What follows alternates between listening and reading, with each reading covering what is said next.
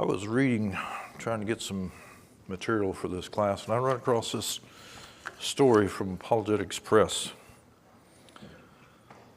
Sir Isaac Newton was a famous mathematician and scientist who strongly believed in God. The story goes that he had a friend that was an atheist, and he wanted so badly for him to believe in God. So Sir Isaac devised a plan to convince his friend that God did exist and he created all things. One day he went to a carpentry shop and he asked the owner to make a model of our solar system. The model was to be of scale, intricately painted, designed to resemble as closely as possible our actual solar system. Several weeks later, Sir Isaac picked up the model and paid for it and placed it in the center of his home. Sometime later, his atheist friend came over and visited. When his friend arrived at Sir Isaac's house, the model of the solar system caught his eye. And he asked Sir Isaac if he could look at it more closely. And he said, of course. As the atheist inspected the model, as he stood in awe of the fine craftsmanship, the beauty, and the various pieces, after some time, he asked Sir Isaac, who crafted this wonderful model of our solar system? Sir Isaac replied, at that time, no one did. It just happened there by accident. Confused, the friend repeated the question, and yet Sir Isaac stubbornly clung to his answer. The model just appeared there, out of thin air. Finally, his friend became upset, and at that point, Sir Isaac explained the purpose of his answer. If he couldn't convince his friend that the model was no accident, how could he convince his friend of the complexity and design that God put in our solar system? I don't know if you've ever read anything about the Big Bang Theory or the evolution thing, but I don't have enough faith to believe in that. If the earth wasn't created in the Big Bang Theory, where did the water come from? Or the vegetation? Or the life? The evolutionists would have us believe that the earth has been around for 14 billion years. And slowly, over millions of years, vegetation and life and water has just appeared by some accident. I've just got a few problems with that. Genesis 1 tells us that God revealed that the earth was caused by supernatural causes, and he was it. He gave us a sequence of things that took place, and he gave us a timeline of things that was done.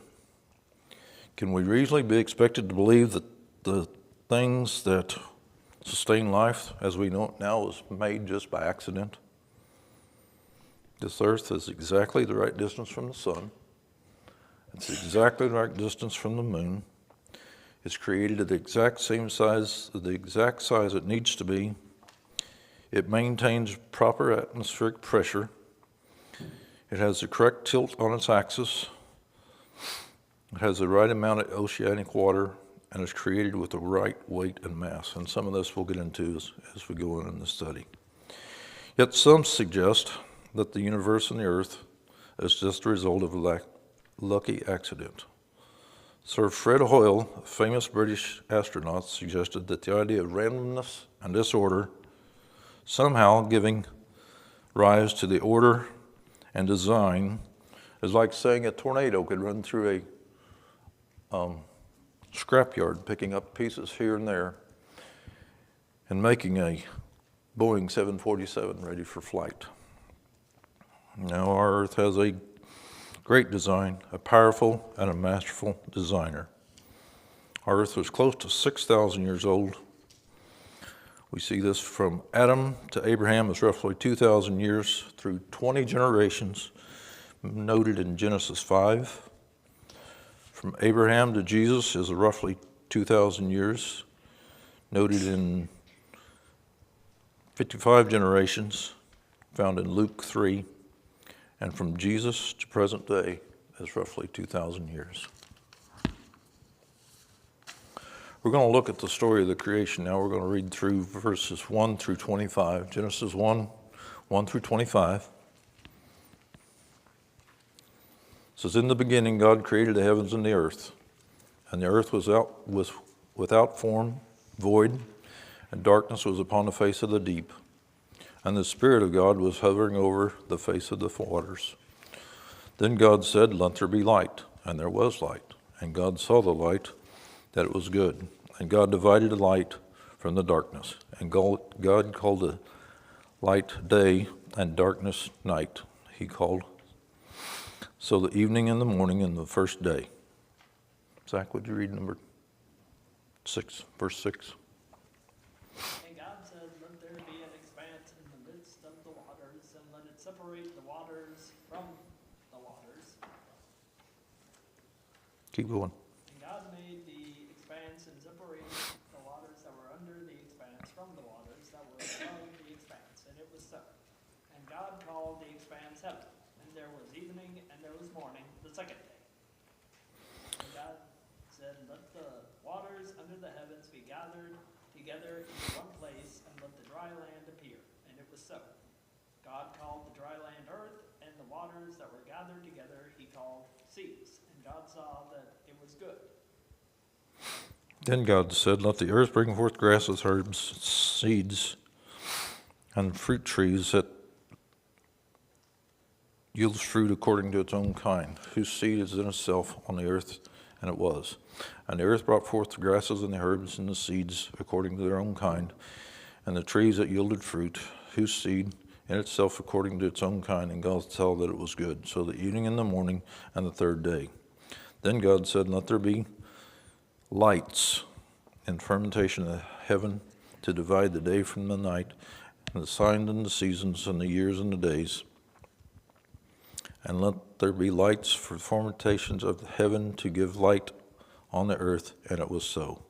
Then God made 2 great lights, and the greater light to rule the day, and the lesser light to rule the night. He also made the stars. God set them in the firmament of the heaven to give light on earth, and to rule over the day and over the night, and divide the light from the darkness. And God saw that it was good. So the evening and the morning and the fourth day.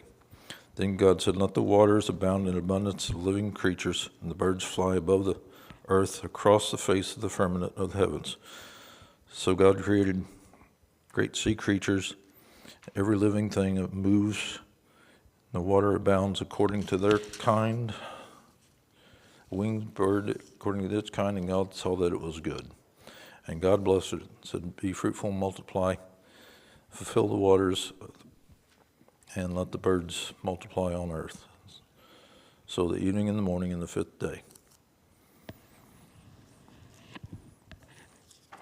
And in Genesis 2, we're going to read 4 through 6. So this is the story of the heavens of the earth, when they were created in the day the Lord made the earth and the heavens, before any plant of the field in the earth, before any of the herbs had grown, for the Lord had not caused the rain to fall on the earth, and there was no man to till the ground. But a mist came up from the earth and watered the whole ground.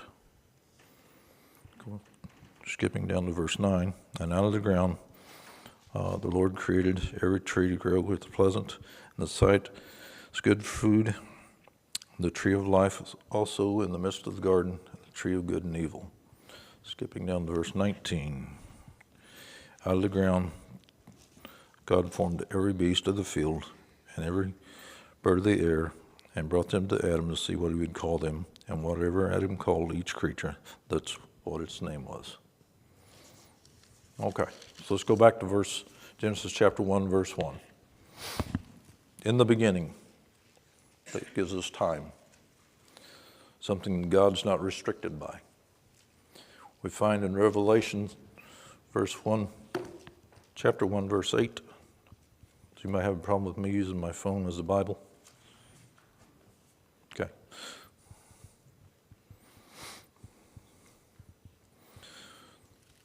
Revelation chapter 1, verse 8.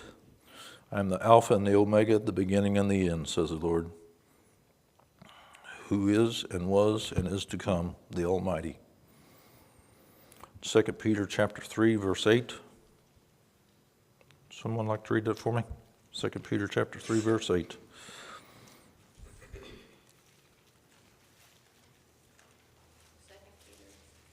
Chapter 3, Verse 8. verse 8. Yes, ma'am. But do not let this one fact escape your notice, beloved, that with the Lord 1 day is like 1,000 years, and 1,000 years like 1 day. Okay. We've got one more. Psalms chapter 90 and verse 2.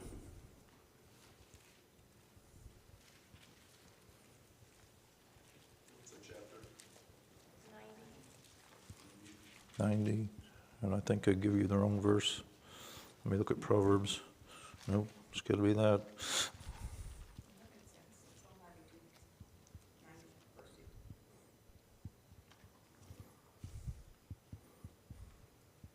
Yes. Psalms 90, verse 2. Yeah, go ahead. Before the mountains were born, or you brought forth the whole world from everlasting to everlasting, Lord God. Okay, so we know that God is not limited by time. God has the power to change time since it's one of these creations. Let's turn over to 2 Kings chapter 20.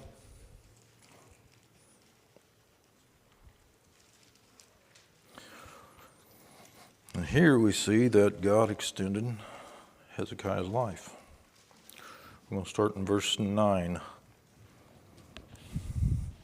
Craig, would you read that? 9 through 11. Then Isaiah said, "This is the sign to you from the Lord, that the Lord will do the thing which he has spoken. Shall the shadow go forward 10 degrees or go backward 10 degrees?" And Hezekiah answered, "It is an easy thing for the shadow to go down 10 degrees. No, but let the shadow go backward 10 degrees." So Isaiah the prophet cried out to the Lord, and he brought the shadow 10 degrees backwards, by which it had gone down on the sundial of Ahaz. Okay, so we realize that God can change time. There. In the beginning, that gives us time. God, that being the power in the creation, the omnipotent. Created, that's the energy. I just got one verse, there was like a whole bunch of that one. Let's go to Job chapter 38.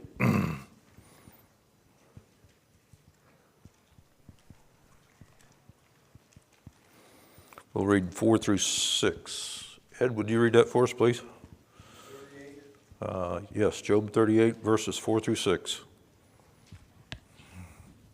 Where were you when I laid the foundation of the earth? Tell me if you have understanding. Who led its measurements, since you know? Or who stretched the line on it? Or what were its bases sunk? Or who laid its cornerstone? When the morning stars sang together, and all the sons of God shouted for joy? Or who enclosed the sea with doors? When bursting forth it went out from the womb. Okay. So we've got time, we've got power, we've got energy, and it says it created the heavens. That gives us space. Let's go to Psalms chapter 8, verse 3.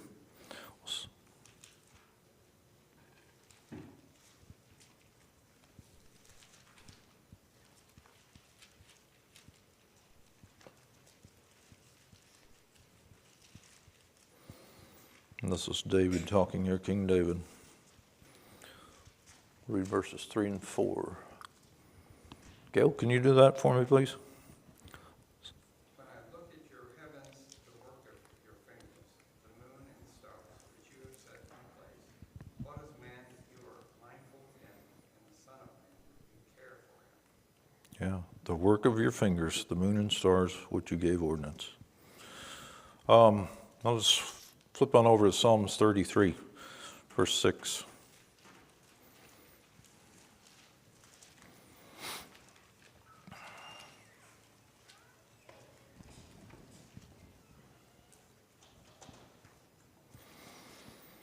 By the word of the Lord the heavens were made, and all the host to them by the breath of his mouth. We got the heavens.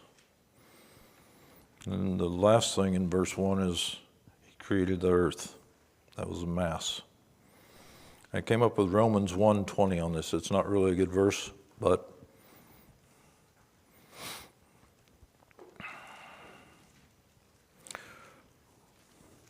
Romans chapter 1, verse 20. For since the creation of the world, his invisible attributes are clearly seen, being understood by those things which are made, even his eternal power and Godhead. So let's go on down through there. Day 1, what do we have? It said, let there be light. Is there a difference between verse 3 and verse 14? Verse 3 says, let there be light. Verse 14 says, let there be lights. Some say that God created the heaven and the moon and the stars on here, and then he just placed them in the skies on the fourth day. But let's keep in mind that God is the Father of all lights, as we find in James chapter 1. And it says, who is light? That's found in 1 John 1, chapter 1, verse 5. And also in John 14, verse 6, talking about Jesus. I think they could have very easily made a light and just put it there. There was also something I read that was kind of interesting. Flip over to Revelation 21:23 with me, please.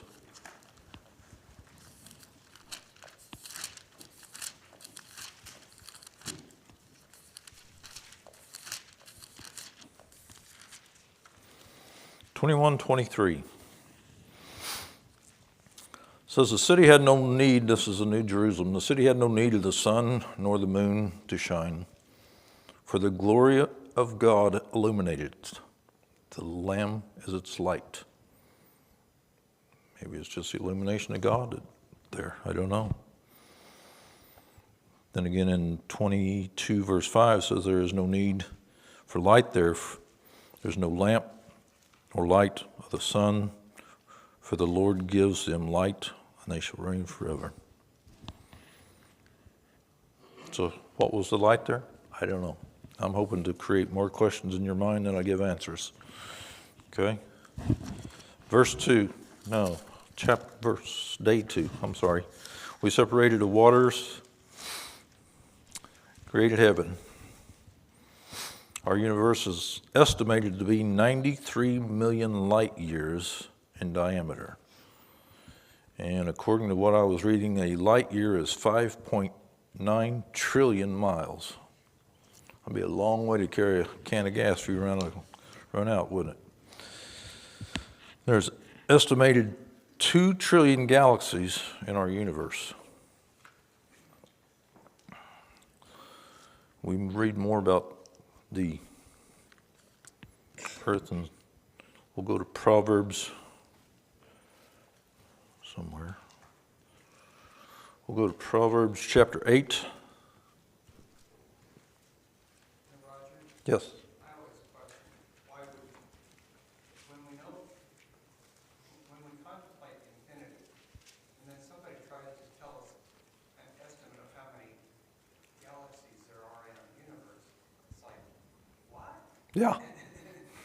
Where's that come from? I don't know. It's pretty awesome, the things that he's made. Where was I? Proverbs 8. Chapter 8, 27 and 28. When he prepared the heavens, I was there. When he drew a circle on the face of the deep. When he established the clouds. When he strengthened the fountains of the deep. And 29. No. 27 and 28, I'm sorry. I read the wrong ones.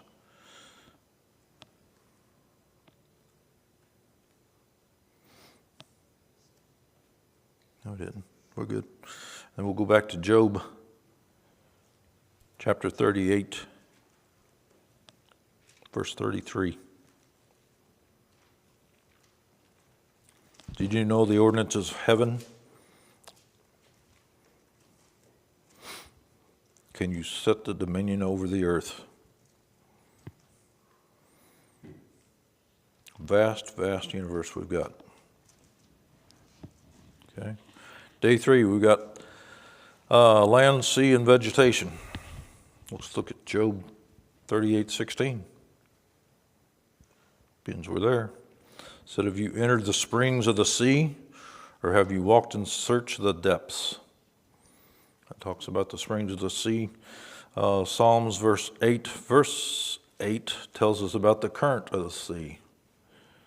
Things that he's created that scientists has found out eventually. And the fish of the sea, they pass through the paths of the sea. That's the current. The fountains of the deep, back in Proverbs 8:28-29.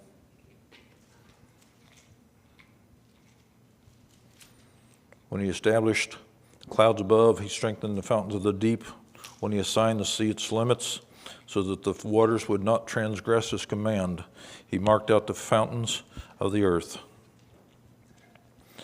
And then again in Job 38:8-11, it tells about setting the sea's limits. Interesting fact that I come across when I was preparing for this. He said about 50% of the oxygen that we breathe is produced through tiny plants in the ocean. God created the plants and the trees for the rest, taking in carbon dioxide and through photosynthesis and all that creates oxygen. Not only did he make some to prepare food for us, like we find in Psalms 104,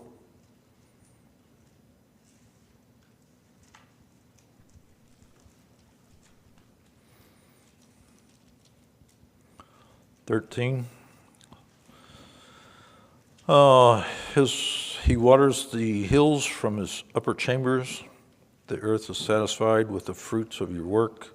He causes the grass to grow for the cattle and the vegetation for the service of man, that he may bring forth food from the earth.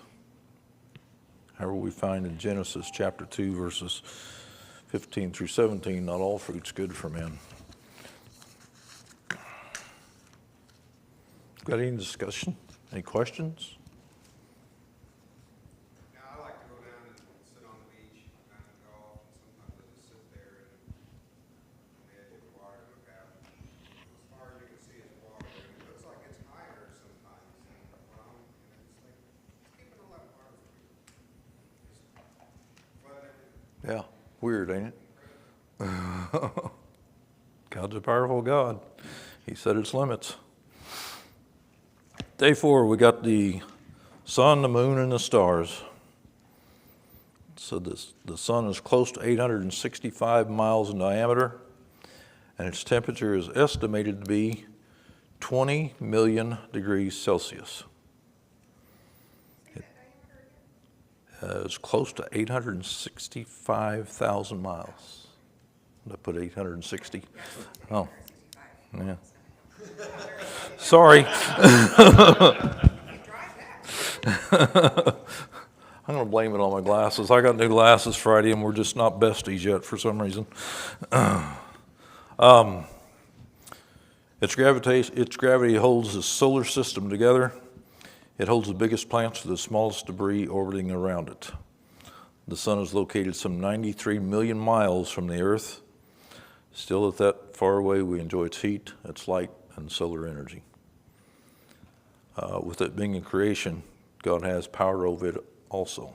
When we look at Joshua chapter 10, I've lost Joshua. Where'd he go?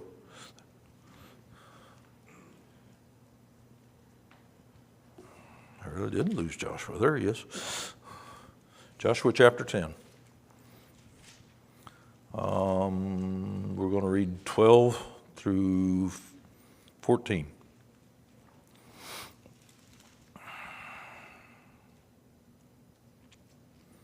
It says, Then Joshua spoke to the Lord in the day when the Lord delivered up the Amorites before the children of Israel. And he said in the sight of Israel, Sun, stand still over Gibeon, and the moon in the valley of Ajon. So the sun stood still, and the moon stopped, till the people had revenge over their enemies. It is written in the book of Jashar. So the sun stood still in the midst of the heaven, and did not hasten to go down for about a whole day. And there has not been a day like that before it or after it. The Lord heeded the voice of man, for the Lord fought for Israel.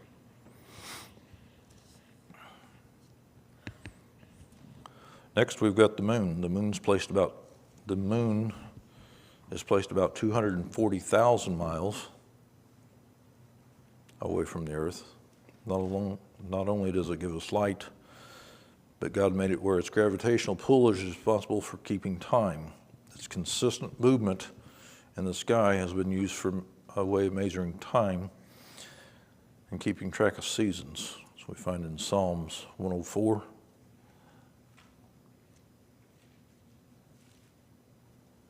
Verse 19. He appointed a moon for seasons. The sun knows it's going down. The moon also helps keep the tilt of the earth on its axis stable by keeping at a constant angle. Without that, progression through summer, spring, fall, and winter would fluctuate. The moon also helps control the tides, which help distribute the heat and the nutrients and the water that support the marine life. He made the stars. Our universe has an innumerable amount of stars. Just in the Milky Way alone, there's estimated to be over 3 million stars. But just like the rest of God's creation, He knows it. So let's go to Psalms 147.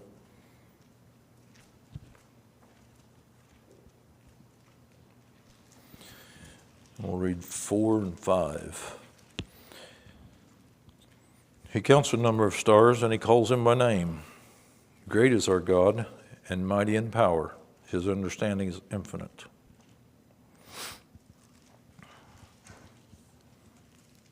It's amazing all the stuff He does. Day 5, we got fish and birds. The fish, not only created for food, as we find in Matthew chapter 14, verse 14. Let's read that. Somebody else like to read? I haven't read this much and I don't know how long. I haven't talked this much and I don't know how long. Verse 14 through 21. Matthew chapter 14, verses 14 through 21.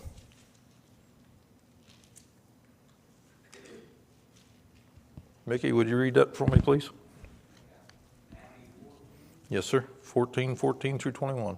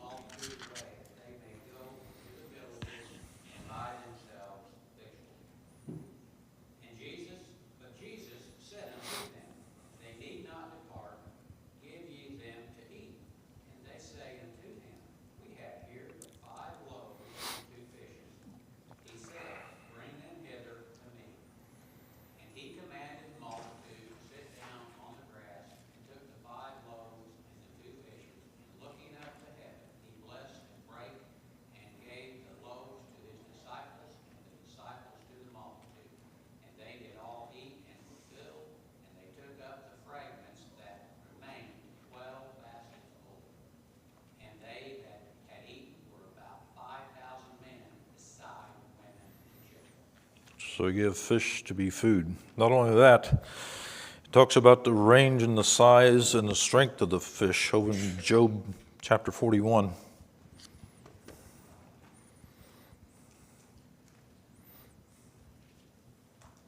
Job 41. God's power in the Leviathan. Wow, that went quick. Gail, can you read the first 4 verses there? What is it? Job chapter 41. Job chapter 41. Okay.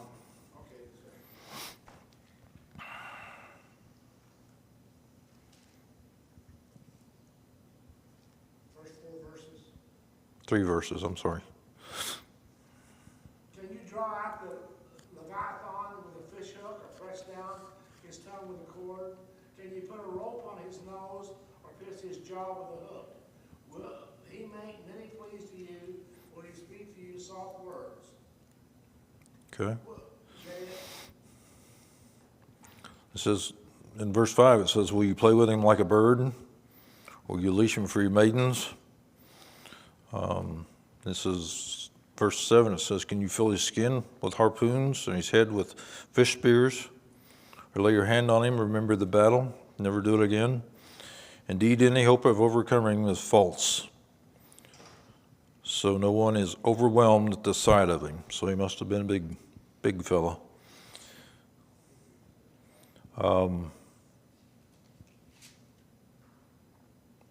Who can remove his outer coat? Who can approach him with a double bread? Who can open the doors of his face? With the terrible teeth all around his rows of scales are his pride shut up tightly as with a seal. And no other one, and not one is so near to the other that no air can come between them.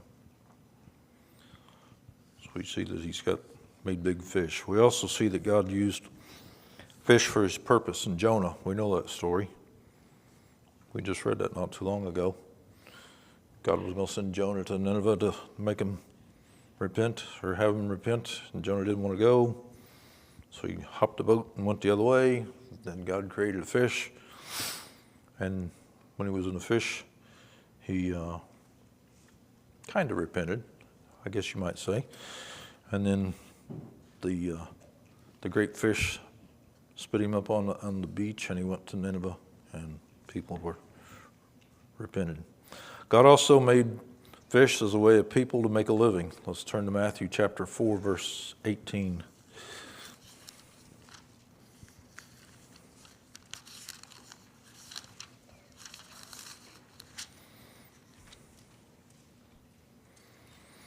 When Jesus was walking by the Sea of Galilee, 2 brothers, Simon, called Peter, and Andrew his brother, casting nets into the sea, for they were fishermen. And he said to them, follow me and I'll make you fishermen of men. And they immediately left their nets and followed him. Going from there, he saw 2 other brothers, James the son of Zebedee and John his brother, in the boat with Zebedee their father, mending their nets, and he called to them. And immediately they left the boat and their father and followed Jesus. So there's 3 things that God created the fish for. Has the second bell rung yet? Okay.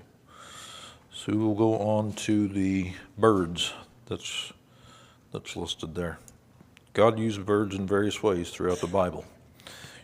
We'll turn to Genesis chapter 8. I think we all know that story.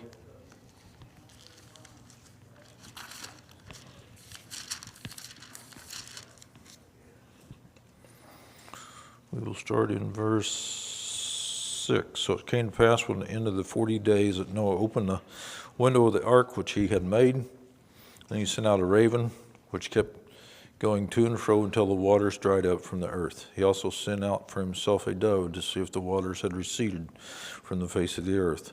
But when the dove found no resting place for the sole of its foot, she returned to the ark, for the waters were on the face of the whole earth.